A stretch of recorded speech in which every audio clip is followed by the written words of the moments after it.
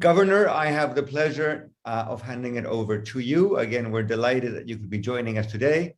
The floor is yours. Thank you, Andres, for giving me the floor. And let me also take this opportunity to thank Nick for inviting me, and Minosh also for being here and inviting me to this event. I think Sri N.K. Singh has set a very interesting context for today's discussion. Having said that, I must add that I am also looking forward with a lot of interest to the comments of Martin Wolf and Swati Dhingra after my intervention is over. So let me try and start from where N.K. Singh left. I think he has set the context beautifully and really sort of that he has really captured the essence of India's fiscal federal architecture and what are the challenges which have been encountered, and how, despite the challenges, the Indian Federation has been able to deal with and address the various challenges which have come from time to time. Now, the Article 1 of the Indian Constitution reads as follows. It says, India, that is Bharat, shall be a union of states. So by an initial reading of the Constitution, one would get an impression that India is a union and not a federation. The unique thing about Indian Constitution is that Article 1 says that it is a union of states. It is indeed a union of states. But I think the underlying essence of the union is the fiscal federalism and the federal setup which has been set up. Politically, the state legislatures have enough powers to spend money, to collect taxes in the area from areas assigned to them, and to spend money on various, expenditure heads, excepting, of course, things like defense or foreign relations and other things, which falls within the domain of the union government. Now, this fiscal architecture, this federal fiscal architecture, again, the highlights of this architecture, which N.K. Singh has rightly pointed out, the first and the foremost, highlight of the fiscal architecture is the mechanism of the Finance Commission. Now, the Finance Commission mandatorily has to be constituted every 5 years, and it is constituted under the signature of the President of India. In our system of government orders are issued in the name of the President. So it will be a civil servant who would sign the order, but it would say that on behalf of by order of the President of India. But constitution formation of a Finance Commission is one of the very few orders where the President of India himself signs the order. So that is the kind of importance which the Constitution has given to the mechanism of the Finance Commission, and the role of the Finance Commission in deciding on allocation of resources on the central taxes which are collected and how it is to be distributed among the states. That is again assigned, that role is assigned to the Finance Commission. The other aspect is that through a subsequent amendment to the Indian Constitution, we have the mechanism of a State Finance Commission. So just as the Finance Commission decides on allocation of resources from the divisible pool of resources, how much should go to the states, on what principles of efficiency or equity, and the other principles which N.K. Singh described. The Constitution also now provides for a state level Finance Commission, which is expected to decide and which is mandated to decide the flow of resources from the state finances, from the state kitty into the local bodies, into the urban local bodies and into the rural local bodies. So you have the mechanism of the Finance Commission, one operating at the union level and the other one operating at the level of the states. But unfortunately, the mechanism of the state finance commissions has not really worked as efficiently and as promptly as the Union Finance Commission. Although the constitutional provisions for both the finance commissions are identical, but so far as the State Finance Commission is concerned, I think there are still there are delays in formation of the state finance commissions, and even with regard to the quality of the report, I think the Union Finance Commission reports historically have been have been much stronger and much more analytical than the state finance commissions. So I think this is one of the areas where we need to improve to strengthen the mechanism of the state finance commissions. So these are the two mechanisms which have set the context for the fiscal federalism in India. And having said that, let me also say that particularly, I mean, since NK Singh is here, I think the report of the 15th Finance Commission, of which I was a member for about 1 year before moving to the Reserve Bank of India, I think this report of the 15th Finance Commission was prepared in extremely challenging circumstances, because part of the tenure of the 15th Finance Commission overlapped with the COVID-19 pandemic. So given all the restrictions, all the challenges, I think the Finance Commission completed its job, and quite rightly, the report is called, the title of the report is Finance Commission in COVID times. And I think history will judge how the 15th Finance Commission, what kind of challenges it encountered. Now, there are two important recommendations. There are many recommendations which are, which are extremely useful for our federal fiscal mechanism. But there are two recommendations in the report of the 15th Finance Commission which really appealed to me a lot. The first one is a greater emphasis on performance-based grants. That is, grants based on performances, grants which are expected to act by way of incentives to states to undertake certain reforms and to undertake certain transformative measures. That is the first point. Second thing which appealed to me again most is the higher transfer that the report of the 15th Finance Commission provided, the higher quantum of transfer which 15th Finance Commission provided to the local bodies, urban local bodies, and to the rural local bodies. And not only that, I think considering the uncertain times that we live in, the kind of impact which COVID-19 has produced on our revenue resources, on our tax collections, and that is the position in other countries as well. I think the Finance Commission has done again a very judicious, it's a very wise decision to prescribe transfer of fixed amounts rather than percentages of the divisible pool. Because when you give the fixed amount, irrespective of how high or how low are the tax collections by the union government, a fixed amount, a predetermined amount is supposed to be transferred to the states, or supposed to be transferred to the local bodies. So these are the two important recommendations which I thought have made a great difference and have really sort of strengthened the mechanism of our federal fiscal architecture. Now, I am constrained quite a bit because we just completed the monetary policy meeting last Friday, and statutorily there is a bar on me for 1 week. I'm not supposed to talk on issues relating to finance, relating to the monetary policy, which would obviously mean growth, inflation, and all those aspects. So I'm constrained to comment on that because of the statutory bar.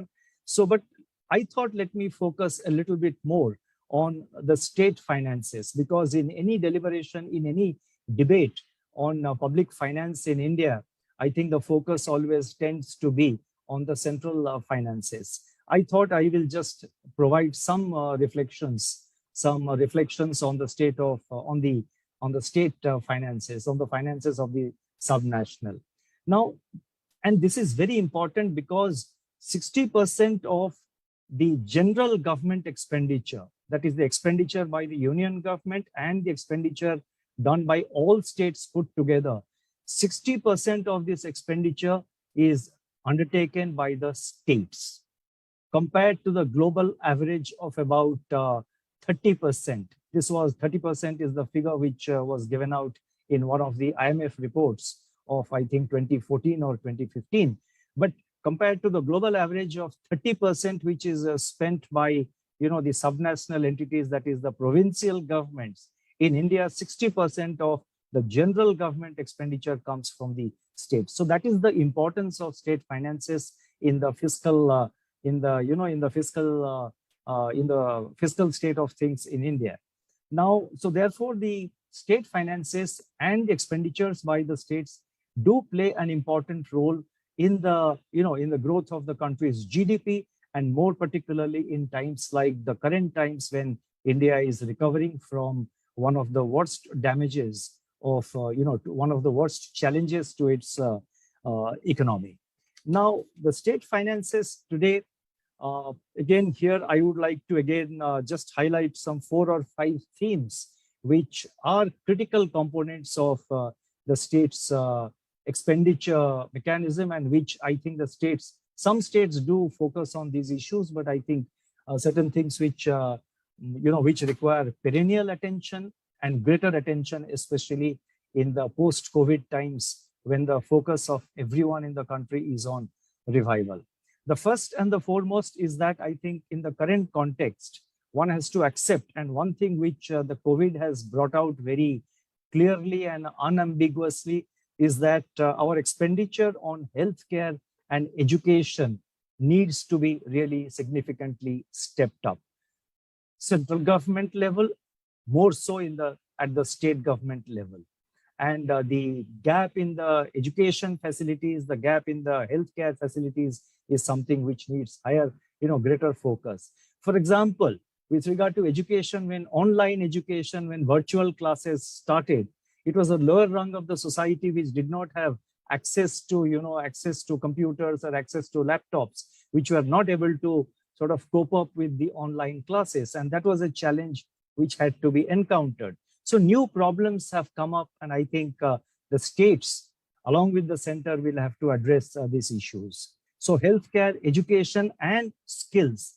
I think skills is another area which requires much greater attention. India has been, over the years, giving a lot of emphasis on skill development. Central government has now a program called Skill India Mission. A lot of money is being sort of spent on this. But this has become, COVID has again brought out this requirement far more, because with greater automation, lot of employment, lot of labor which does the low-skilled jobs, that is becoming redundant. So that huge mass of low-skilled labor needs to be, their skill levels will have to be upgraded so that they remain in the job market. So that is the first focus area, therefore, education, health, and skill building. The second area, I think, which is very important is, again, I draw from what happened, after the post-global financial crisis. Post-GFC, we found that the states, in order to comply with the fiscal parameters, that is maintaining their fiscal deficit targets, many states cut down on their capital expenditure, cut down their expenditure on infrastructure. Now, that should not be repeated today. It's very important that the states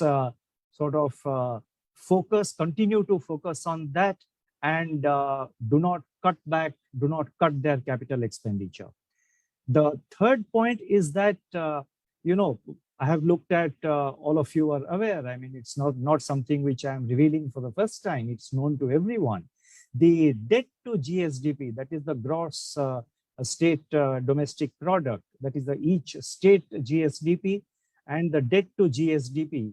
Now the ratio overall is about 26% or so pre-pandemic, but there's a wide divergence across states. Some states have a debt to GSDP starting from 17%, and it goes up to 42%. So there are therefore some developed states and quite a few states which have a low debt to GSDP ratio today, which is very good. It's a very strong fiscal, it's a strong macro, it's a strong economic parameter, and all compliments to them. But I feel that they have space to step up more, step up their expenditure, especially relating to infrastructure or education and health. Because when you provide more, when you spend more in one state which can afford to spend more, which has the space to spend more, naturally it should be able to kickstart a kind of investment cycle whose spillovers will flow to the other states also, and which will contribute to the country's GDP. The fourth point which I wanted to mention is that I referred to it just a little while ago. I think greater focus on quality of expenditure needs to be given. I spoke about it this year in January in one of my lectures. I think the time has come for us to develop certain measurable parameters to assess the quality of expenditure. All our parameters are quantitative in terms of a percentage of capital expenditure, or what is the fiscal deficit, what is the debt to GDP and all that. But I think it is the quality of expenditure which is very important. How much a state is spending on capital expenditure, on infrastructure and other expenditures which have greater multiplier effects and which make a difference to the lives of people in terms of access to education, health and skills. So measurable parameters need to be developed. In the Reserve Bank of India, our research team has started an attempt in this direction, and there was a bulletin article which was published this year in the month of June. In June 2021, there is a bulletin article which has endeavored to provide certain measurable parameters to assess the quality of expenditure. More work needs to be done on that. Reserve Bank is continuing its exercise, but I think this is one area where LSE also can sort of contribute a great to the academic discourse on this area, which eventually should find its way into actual policy making. And fourth point, which I would like to, fourth or maybe fifth point, which I just mentioned, I would like to mention before I quickly conclude, is the time has again come. This is one thing which right from my younger days in the civil service, we have been talking about it, but today the requirement is felt even more. I think the states and also the central government, but more at the state level, because I do know that at the central government level, some exercise has been commenced. I think it is the time to review all existing schemes and see which schemes have outlived their utility and need to be discontinued. Once initiated, a scheme cannot have a permanent life. Obviously, once it should have quantifiable specific targets, and once those targets are reached, the scheme should be withdrawn. Or if the targets are not being achieved, then something inherently wrong in the scheme, and the scheme or the program needs to be modified.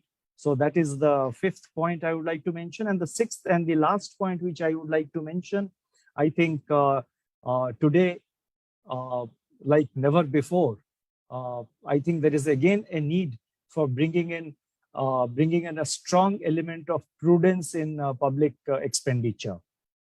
And the test of prudence is because there is always there are competing demands for on every government, on every state government to spend on X, Y, or Z. Now the states need to undertake an evaluation of the competing demands, and the decision to select one particular scheme over the other one is the assessment of the state government on what kind of multiplier effect it is going to have, what kind of impact it's going to make on the lives of the people. So there has to be also elements of rigorous targeting of beneficiaries. Those aspects need to be brought in. Basically, the multiplier effects and the outcomes need to be properly assessed before any scheme is launched. And every new scheme which is launched should have a sunset date, so that there is a mechanism for a very rigorous and a hardcore review about the scheme, whether it has succeeded or it has not succeeded, or it needs to be suitably modified because it's hitting the wrong target. So these are some of the reflections which I wanted to share with this August gathering that we have today. I do realize that you have a lot more participants who are participating in this event today, and I would like to stop here and look forward to the comments and observations and the next part of the discussion. Thank you very much.